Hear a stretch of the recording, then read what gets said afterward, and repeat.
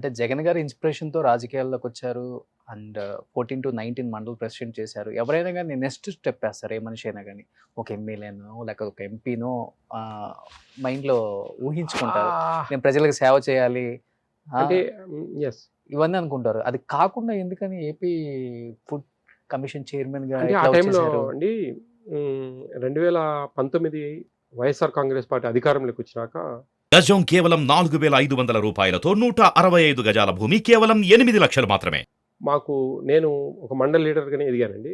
ఒక జెడ్పీటీసీ గాని, అట్లా సందర్భంలో మాకు రిజర్వేషన్స్ వచ్చి నేను ఎక్కడ కూడా అకామిడేట్ చేయలేకపోయారు నన్ను. Okay. 2000 2 ½ year Jagan sir 2021 September 24 నాకు ఈ విషయం చెప్పారు. అప్పటి వరకు నాకు చేయలేదు. అప్పుడు నాకు ఈ జిల్లా పరిషత్‌లో ఒక ఐ యామ్ బిలాంగింగ్ క్రిస్టియన్ అండి యాక్చువల్లీ. రెడ్డి క్రిస్టియన్ నేను. ఆ సందర్భంలో క్రిస్టియన్ మైనారిటీ కింద నాకు ఒక కోఆప్షన్ మెంబర్ అడిగానండి. ఈక్వల్ టు జెడ్పీటీసీ జిల్లా పరిషత్‌లో. కోఆప్షన్ మెంబర్ అడిగితే రెడ్డి అని ఉంది అనే కారణంతో పక్కన పెట్టారు నా ఫైల్.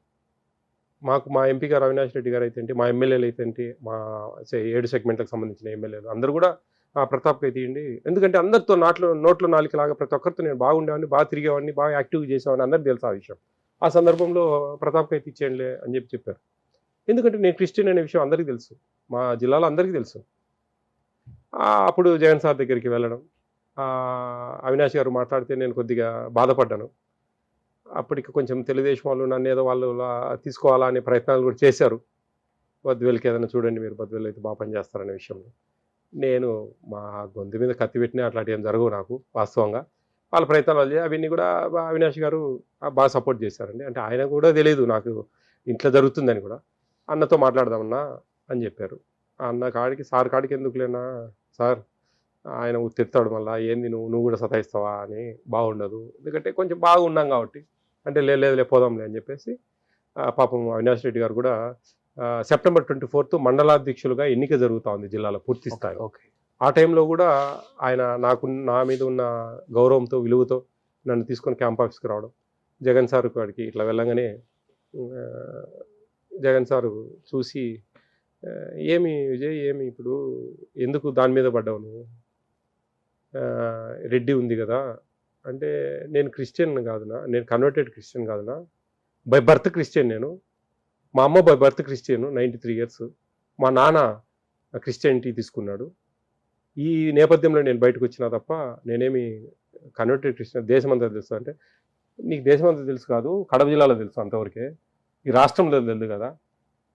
మన అపోజిషన్ వాళ్ళు ఒక రెడ్డి కమ్యూనిటీ అతన్ని తీసుకెళ్ళి ఆహ్, ఒక క్రిస్టియన్ దొంగ సర్టిఫికేట్ పెట్టో ఏదో ఒకటి ఇంకోటి ట్రాన్స్‌పరెన్సీ లేకుండా ఏదో దాన్ని మ్యానిపులేట్ చేసి పెట్టి ఒక క్రిస్టియన్‌ను, ఒక రెడ్డిని తీసుకెళ్ళి కోఆప్షన్ మెంబర్ చేశారు అని ఒక నెగెటివ్‌నెస్ వస్తుంది. వాళ్ళ నోళ్ళు ఎవరు మూపియాలా? ఏమంత అవసరమా ఏంది అది? అన్నా నేను పూల మిల్ కట్టెలు అమ్ముతా ఉన్నా. మీటింగ్‌లు జరుగుతా ఉంటే యాడో దూరంగా నిలబడాల్సి వస్తా ఉంది. నాకు ప్రోటోకాల్ లేదు. చాలా ఇబ్బందిగా ఉంది. బాగా కష్టపడినా నేను. అది ఇదంటే మా అవినాష్ గారు పక్కనే ఉన్నారు. మా విజయ్ బాగా డబ్బు ఖర్చు పెట్టినాడు. బాగా పార్టీ కోసం బాగా లీడ్ తీసుకొని బాగా చేసేవాడు. అంటే విజయ్ గురించి నువ్వేంది నాకు చెప్పేది నాకు తెలుసులే. ఇట్లా అట్లా జరిగిందండి. అట్లా జరిగితే ఇంక నేను చాలా డబ్బు ఎవరో ఒకరు ఖర్చు పెట్టమంటే పెట్టింది కాదన్నా నేను. నా ఇష్టంగా మీరంటే ప్రేమతో పెట్టా. మీ మీద నాకు నిండు నూరేళ్ళు మీ ప్రేమ ఉండి విజయ్ అని పిలిస్తే చాలు నాకు ఇంక ఏ పదవులు వద్దున్నా. మీ ఇష్టం అనేది నా మీద ఉంటే చాలు. నేను నా తాతకు తగినంత నేను ఖర్చు పెడతా పార్టీ కోసం. ఇష్టంగానే తిరుగుతా. హ్మ్. అప్పటికి సార్‌కేమో ఈ ఫుడ్ కమిషన్ చైర్మన్ అనేది నోటీస్‌కి వచ్చినట్టుంది. నాది ఎంఏ పొలిటికల్ సైన్స్. కొంచెం నా సర్వీస్ మోటో ఇవన్నీ తెలుసు. నాన్ గవర్నమెంట్ ఆర్గనైజేషన్ రన్ చేస్తున్నా నేను. ఆ బేసిస్‌లో ఆయన సార్ వాళ్ళ పిఎస్‌కు మన సీఎస్ గారికి ధనంజయ రెడ్డి సార్. అన్న ధనంజయ విజయ్‌కి ఫుడ్ కమిషన్ చైర్మన్ రాయండి. 5 ఏళ్ల జీవో జాగ్రత్తగా చెయ్యి అని చెప్పేసి అనే ఒక పెద్ద బరువైన బాధ్యత నాకు రాష్ట్ర స్థాయిలో కల్పించిన మహానుభావులు మా వైఎస్ జగన్మోహన్ రెడ్డి గారు. వాస్తవంగా చాలా చిన్న స్థాయిలో ఈరోజు ఇంతమందికి నేను మేలు చేయగలుగుతా ఉన్నానంటే ఆయన ఆ పాత్ర కల్పించబట్టానండి. లేకుంటే నేను ఎక్కడో బాయిలో కప్పండి నేను. నాకు అసలు విజయవాడకు కూడా ఏ రోజు నేను పెద్దగా పోయింది లేదు నాకు. నాకు అవసరం లేదు. ఎంతసేపునే పూర్వమిల్ల, కడప, బద్వేలు ఆ ఏరియాలో తిరిగేవాడిని.